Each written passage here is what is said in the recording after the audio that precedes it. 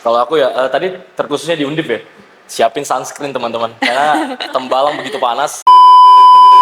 Lebih baik kalian gagal sekarang waktu masih kuliah karena kalian bisa banyak coba-coba daripada nanti gagal di dunia kerja. Kalau misalkan esensi sejatinya kaderisasi itu supaya kita menciptakan manusia yang lebih lebih siap untuk dunia profesional. Kalau kami tuh esensinya selalu itu. Waktu online tuh nggak seseru yang kayak offline yang kakak lihat adik-adik sekarang ya. Itu saya iya. Jadi benar-benar ngoding di situ selama sehari, tidur di situ sampai programnya selesai, terus paginya kita harus nyiapin presentasi lagi soal program yang kita develop pakai bahasa Inggris lagi.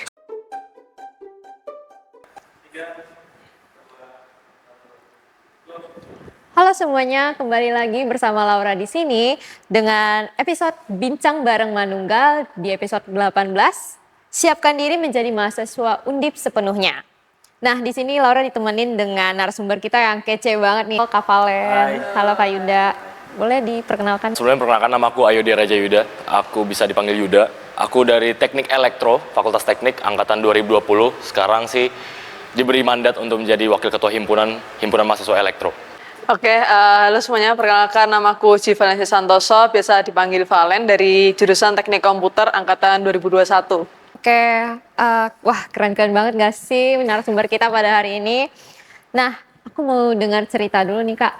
Dulu pas kakak menjadi mahasiswa baru di Undip ini ya, pasti itu masih zaman-zamannya online ya. Iya, jadi gimana nih euforia menjadi mahasiswa baru Undip? Boleh dari Kak Valen dulu? Oke, kalau euforianya waktu jadi mahasiswa Undip, apalagi online ya, waktu kan pandemi, waktu itu mungkin kurang terasa ya, apalagi kemarin saya juga sempat ikut jadi panitia ODM-FT, itu kayak kerasanya beda banget gitu, kontras antara penyambutan mahasiswa baru waktu online sama offline. Jadi ya untungnya meskipun kemarin nggak dapat waktu saya jadi maba, tapi ketika saya jadi panitia di ODM-FT itu dapat gitu euforianya Kak. Gini ya, aku masuk 2020, jadi 2020 itu tahun pertama COVID itu nyampe di Indonesia gitu loh. Jadi sebenarnya serba kaget ya, nggak cuma di perkuliahannya aja, tapi di sistem SMA dulu mau lulus. Dulu di angkatan kami itu ada angkatan yang ujian nasional tuh dihapuskan. Jadi kita sambil nunggu-nunggu tuh, sambil liburan, nih masuk kuliah tuh gimana nih gitu loh. Terus gimana cara lulusnya. Dan pas sudah masuk kuliah tuh, bayangan kita selama SMA, aduh SMA nih rame nih masuk kampus ya kan. Habis itu juga yang nyambut banyak, terus kayak bisa kenalan sama satu sama lain. Kita ngelihatnya online gitu, Zoom, capek. Dan waktu itu jujur aja, waktu pertama kali masuk kuliah itu device untuk online meetingnya aku itu nggak sebegitu affordable lah, maksudnya nggak compatible untuk kegiatan yang nyaman gitu. Dan waktu itu benar-benar berusaha banget supaya bisa, dulu masih pakai Zoom sama Google Meet dulu. Dan itu benar-benar meresahkan sih. Dan aku bukan tipikal orang yang kuat di depan laptop sebenarnya. Jadi selama kan kita ada ODM tuh, wah ODM itu dilewati dengan begitu lelah ya. Kita pakai kemeja bawahan boxer tuh kayak udah biasa. Sorry banget nih Pak Rektor, tapi kayak benar-benar seberat itu gitu loh ngeliatnya. Cuman ya euforia itu terbayarkan sih kalau aku pribadi sama ngelihat ODM Undip sekarang atau ODM FT yang ODM FT tentunya yang di fakultas aku yang aku lihat sekarang ini. Jadi ya udah terbayarkan sedikit sih, tapi tetap aja kelewatan masanya gitu. Berarti waktu online tuh nggak seseru yang kayak offline yang kakak lihat adik-adik sekarang ya? Itu saya iya. Oh, iya. Itu saya iya. Wah, berarti apa sih perubahan yang kakak rasakan ketika dulu transisi nih dari SMA mau ke kuliah itu kira-kira perbedaannya dari sisi mana? Boleh dari Kak Yuda dulu. Kalau aku ya, yang pertama adalah bagaimana kita menjadi manusia itu sendiri. Kayak di SMA kita tuh masih dikontrol sama beberapa pihak yang punya tanggung jawab besar sama kita. Orang tua minimal gitu. Orang tua sama ya guru kita pun masih nuntun kita banget gitu. Misalnya kita mau belajar, kita mau ujian. Dulu sekolah aku juga, ya kita dulu sistem kelasnya tuh berdasarkan nilai. Kita benar-benar ya udah gurunya mau apa kita kerjain gitu. Masuk ke kuliah itu kayak dunia baru yang istilah katanya kita jauh lebih free lagi untuk menentukan kita mau jadi apa. Dan kita lebih lebih leluasa sebenarnya, punya kebebasan untuk menentukan jalan kita masing-masing. Itu yang bisa jadi itu yang bikin kaget justru. Pas aku SMA karena begitu banyak tuntunan, pas masuk kuliah, aku jadi bingung, aku harus ngapain duluan, aku harus nyiapin apa dulu, apa yang harus aku lakukan ke depan. Nah, gitu masih masih jadi hal yang bikin kaget sih pas aku jadi maba tentunya. Oke, mungkin kalau dari aku ya bedanya antara jadi siswa sama jadi mahasiswa tuh mirip-mirip sih sama Kak Yuda tadi. Mungkin waktu SMA kita waktu ngerjain tugas masih sering nih diingetin sama orang tua, sama guru. Kadang kita kalau kita misalnya lupa ngerjain sesuatu ada yang masih mengingatkan. Nah, di kuliah itu beda banget. Jadi you shape who you are. Jadi tergantung ke kitanya mau kita jadi mahasiswa kupu-kupu atau mahasiswa yang mungkin aktif berorganisasi atau aktif berlomba itu tergantung diri kita sendiri, nggak ada yang memaksa. Bahkan kadang kita bisa juga mungkin gabung komunitas yang baik gitu, jadi komunitas itu yang mendorong kita gitu kadang kayak gitu sih. Nah, kira-kira nih kakak di sini kan udah sebagai kakak tingkat nih ya. Tua. Kira-kira menurut kakak apa aja sih yang harus disiapkan oleh teman-teman mahasiswa baru kita ini? Atau kayak starter pack-nya nih, kira-kira sebagai mahasiswa Undip itu apa? Oke, kalau starter pack-nya jadi mahasiswa Undip tuh pasti yang pertama jurusan ya. Jangan sampai kalian salah milih jurusan.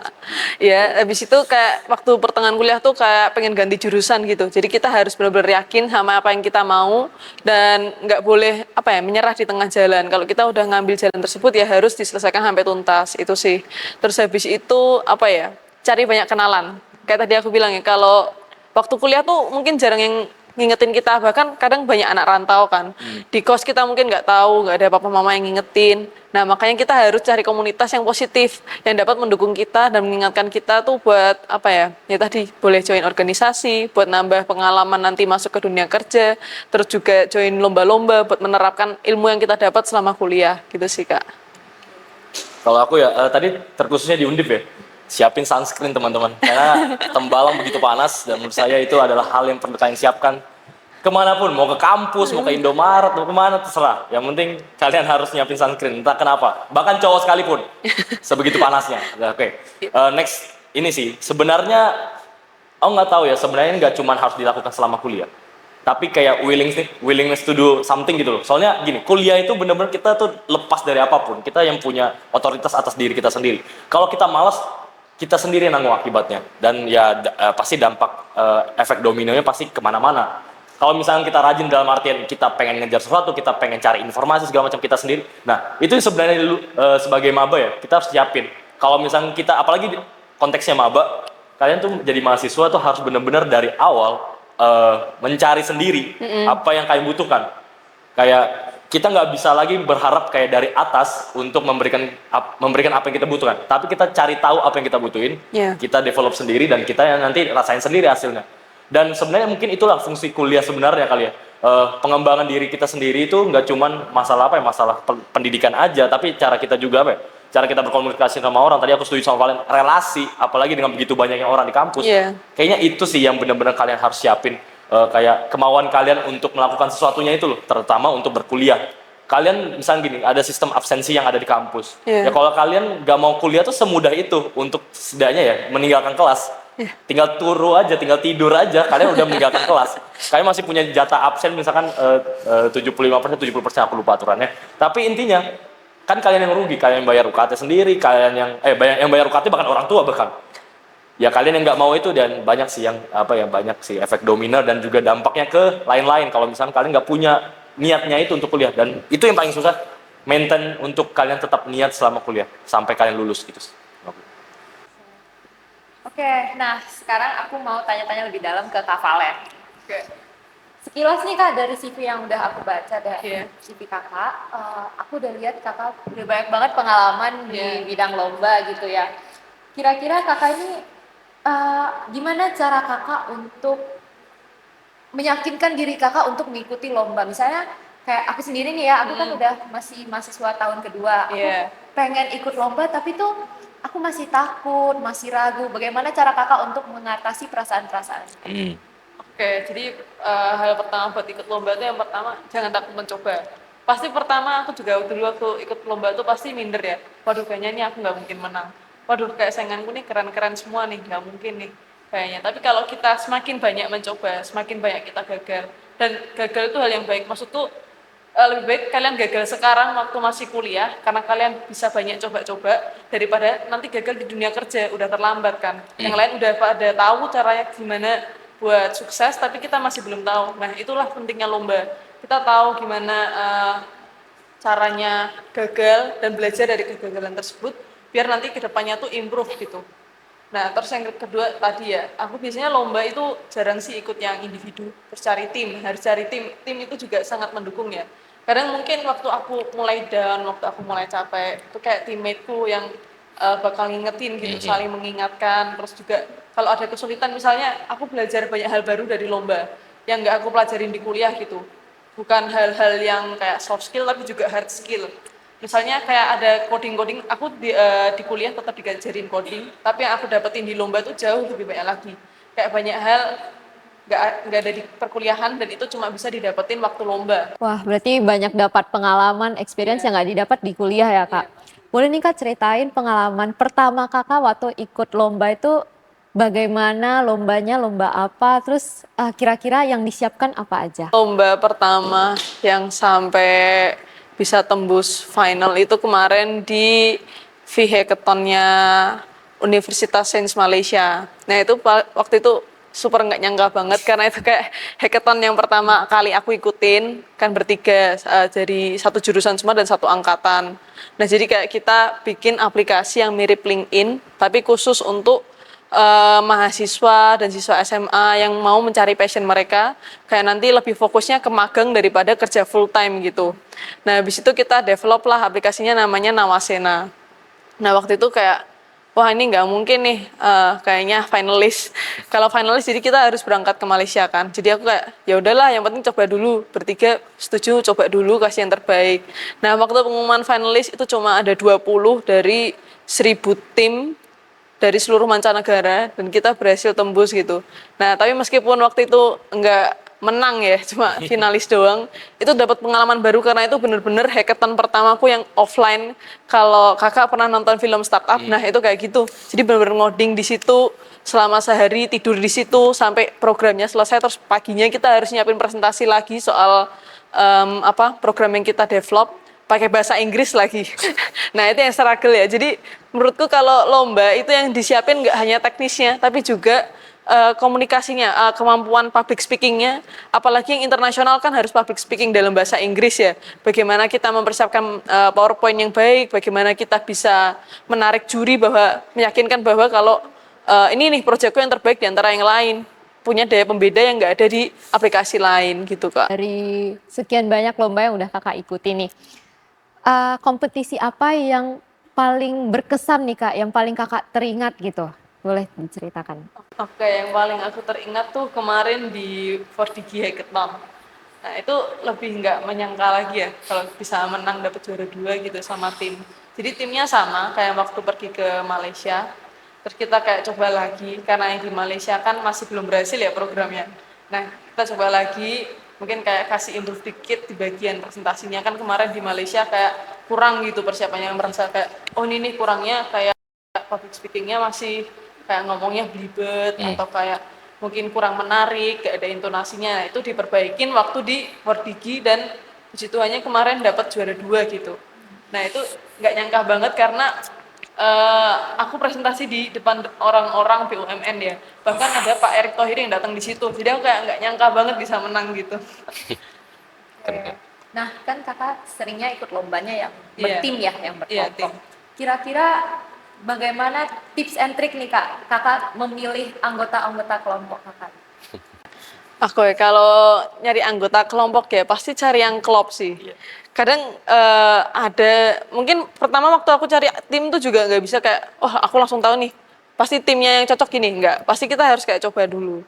Mungkin kayak kita berteman tapi kerja itu belum tentu cocok. Nah ada yang kayak gitu. Nah cari tim itu pertama ya banyak coba-coba, kayak kalau diajakin lomba sama orang ganti-ganti aja nggak apa-apa dulu. Sampai kalian cari yang klop gitu. Dulu aku juga sebelumnya nggak sama tim yang ini, sama tim lain kayak wah kayaknya kurang nih, kayak kurang saling ngingetin buat kerja. Nah kalau yang ini tuh bener-bener saling mengingatkan satu sama lain.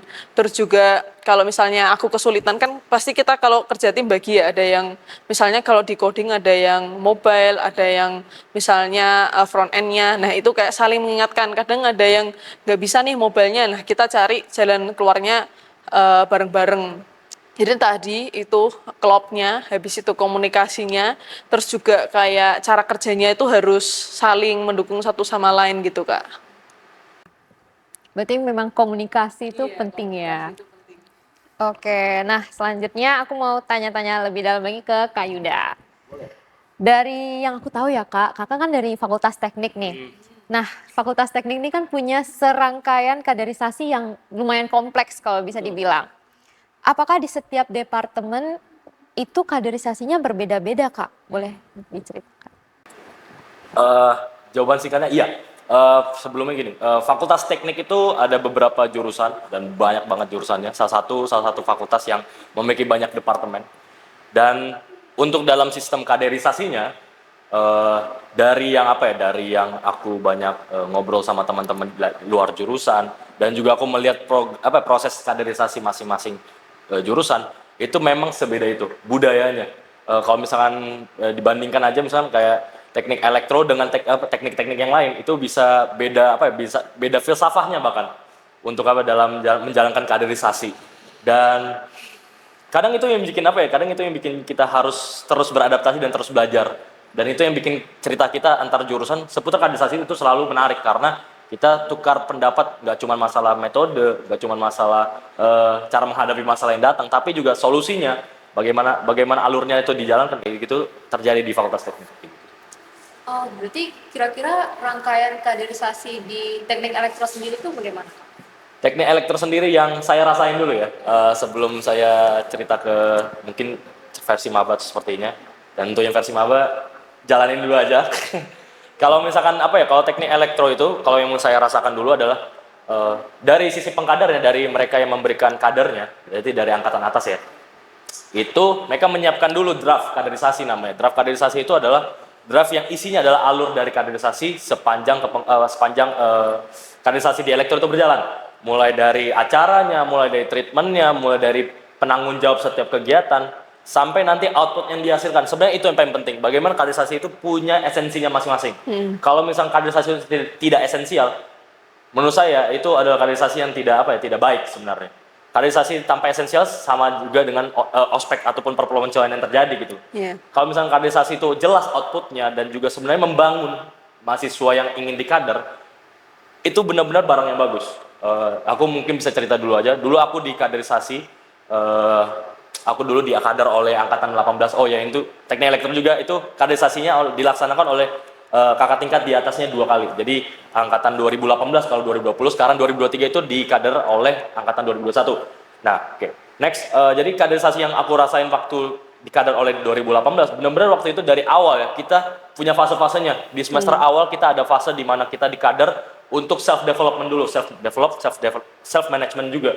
Bagaimana setiap orang harus punya soft skill untuk public speaking, punya soft skill untuk minimal membranding dirinya sendiri, percaya diri, kurang lebih kayak gitu, dan mampu berorganisasi. Itu di fase awalnya. Nanti mulai ke fase berikutnya, bagaimana kita bekerja di dalam kelompok. Nanti penugasan-penugasannya pun kita kerja dalam kelompok, kurang lebih seperti itu. Sampai nanti kaderisasi itu kita udah selesai, udah mulai masuk ke tahap akhir. Kaderisasi itu kita benar-benar disetting untuk bagaimana satu angkatan bekerja sama untuk menghasilkan suatu produk, dalam artian bikin kegiatan atau bikin suatu gerakan atau sejenisnya, ataupun melakukan penugasan yang diberikan. Nah, mungkin ini juga yang bikin rancu ya. Kaderisasi kalau misalnya di tagline-nya teknik elektro, kaderisasi itu tidak pernah mati. Jadi sampai kita dilantik pun, fase kaderisasi itu berhenti umumnya itu kalau misalkan kaderisasi itu dianggap angkatan itu sudah dilantik. Versi seperti itu. Karena kaderisasi yang dijalankan oleh elektro itu sendiri biasanya kaderisasi angkatan. Nah, itu.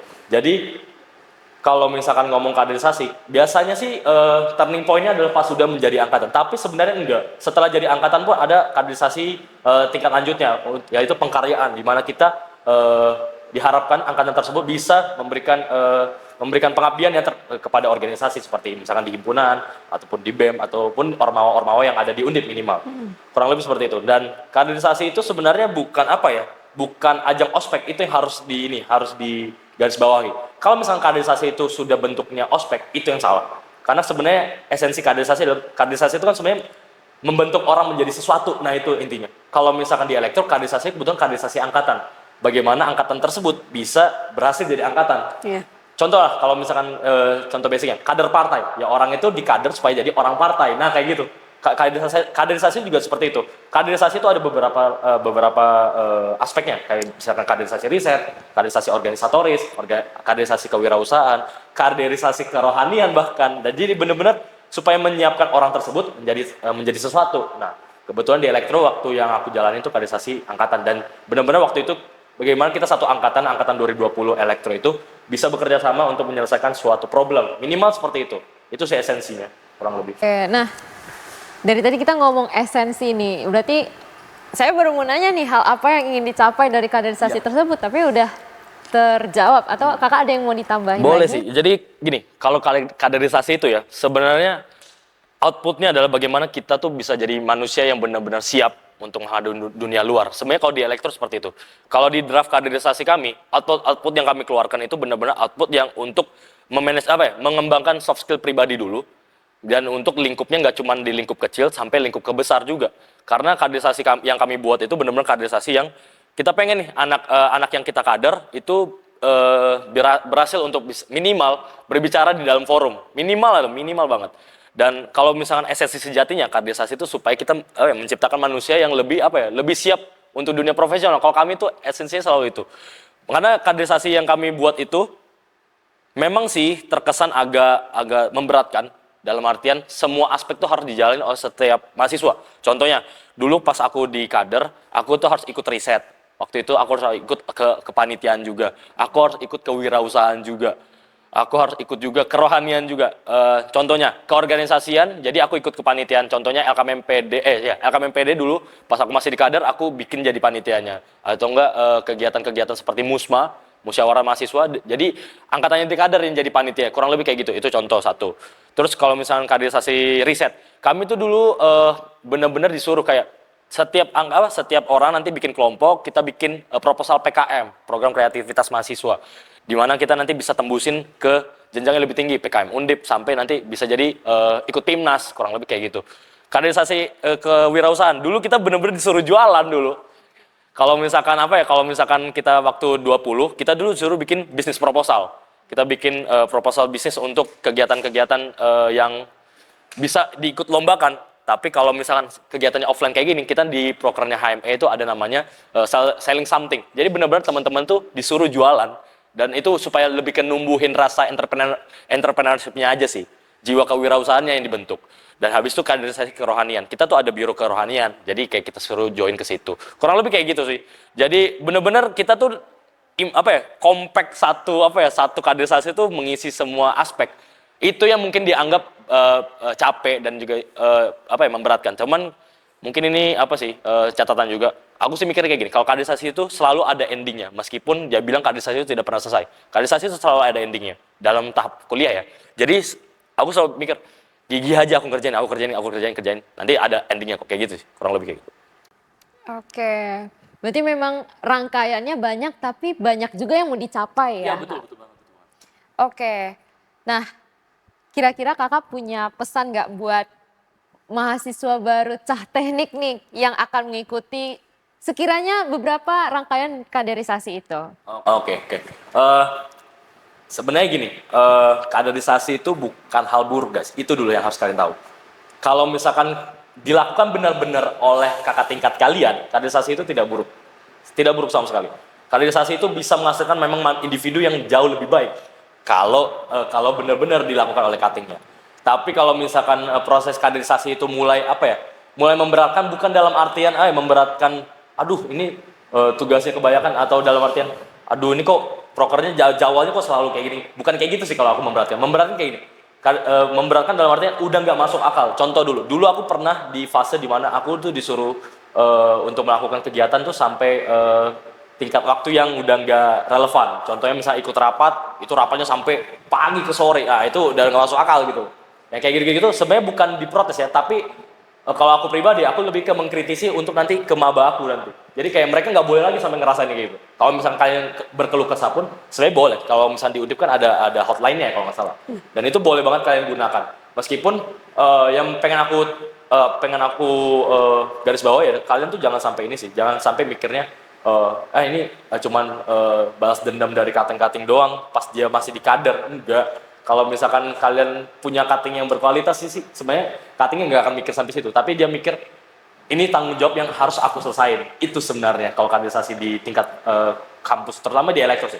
Yang aku ngerasain tuh teman-teman yang lagi mengkader itu ngerasain kayak aku harus menyelesaikan tanggung jawab ini dan aku peduli sama adik-adik aku. Karena aku tahu adik-adik aku tuh nggak tahu dia mau ngapain gitu. Mungkin ini juga kalian harus tahu. Mahasiswa baru itu nggak tahu mau ngapain. Jadi cutting hadir dengan kaderisasi. Kalau misalkan dibalikin, oke. Sebenarnya maba sih yang harusnya cari tahu ke cutting segala macam. Maba sih yang harusnya tanya-tanya sebenarnya sama staff-staff atau sama dosen segala macam. Coba aku putar balik. Bener nggak sih maba tuh tahu dia mau ngapain? Nah itulah sebenarnya kaderisasi itu datang. Karena aku yakin dan percaya maba tuh belum tentu tahu isinya Undip ini apa aja gitu. Kita yang kenalin, kita yang kasih ladangnya, kalian yang milih, ya gitu. Sebenarnya harusnya idealnya kaderisasi seperti itu, supaya jalannya jauh lebih jalan jauh lebih efektif dan mencapai tingkat yang ideal. Dan tapi untuk yang maba intinya kalian gak usah terlalu pikir pusing, percayalah ini ada endingnya itu. Oke, wah berarti kader ini sebenarnya bahasan kader ini sebenarnya cukup panjang ya kalau dibilang. Oke, nah dari kakak-kakak nih, kira-kira apa sih yang menjadi harapan peran kita sebagai mahasiswa terhadap kampus yang udah sebagai tempat kita belajar? Boleh dari Kak Valen dulu. Oke, kalau aku tadi ya, mungkin bentuknya ya kita bisa kasih prestasi yang mengharumkan nama kampus kita. Itu yang pertama.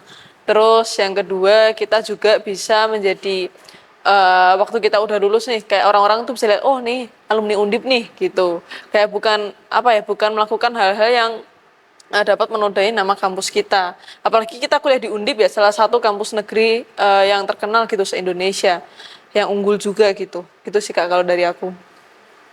Kalau dari aku sih ini sih sebagai mahasiswa sih intinya kalian tuh bisa menjadi bisa menjadi terang bagi teman-teman yang di luar sana sih. Sebenarnya itu dulu sih. Ini nggak bawa agama sih, tapi gue dari Kristen. Terus kayak aku masuk kampus pun aku dibilang jangan buat onar ya. Intinya minimal kayak gitu loh, jangan buat onar minimal. Terus tapi peran kita sebagai mahasiswa sebenarnya bagaimana kita tuh berdampak buat lingkungan kita. Mungkin kalau misalnya di mata kuliah yang ada, mungkin kayak kuliah kerja nyata, KKN itu kan salah satu bentuk pengabdian sebenarnya. Tapi pengabdian kita tuh bisa loh, nggak cuma lewat KKN. Tadi benar lewat prestasi. Benar, sebenarnya nggak cuma dari bentuk dari kayak KKN doang pengabdiannya. Tapi isu-isu sosial juga bisa banget loh kalian angkat dari seorang mahasiswa. Dan kalian mahasiswa tuh, karena kalian ingat ya, kalian tuh mahasiswa dari di atas siswa gitu. Mahasiswa. Benar. Jadi kalian tuh benar-benar udah punya setidaknya kalian udah punya level berikutnya untuk berbicara luas, berbicara lebih banyak seputar isu sosial, isu riset atau enggak isu yang lebih besar lagi di dunia, dan kalian bisa banget jadi agent of change lagi. Kalian bisa lagi penggerak, bisa banget bisa menjadi pembeda, bisa jadi perubahan dari sebuah sistem, bisa banget dari sebatas mahasiswa. Dan percayalah banyak sebenarnya privilege jadi mahasiswa sebenarnya. Benar. Banyak banget privilege-nya, jadi kalian pergunakan sebaik mungkin. Kurang lebih kayak gitu. Nah, menjadi mahasiswa baru itu tentunya merupakan sebuah anugerah ya. Tidak semua orang muda di umur kita mendapatkan kesempatan menjadi mahasiswa baru. Mahasiswa baru tentunya penuh tanya, penuh ragu, dekat dengan keasingan. Namun hal itu tidak apa-apa, karena menjadi mahasiswa baru adalah awal dari pelajaran kehidupan. Nah, terima kasih atas waktunya udah. Sama-sama, sama aman-aman Rawo. Oke, aku Laura, sampai jumpa lagi di episode selanjutnya. Bye-bye.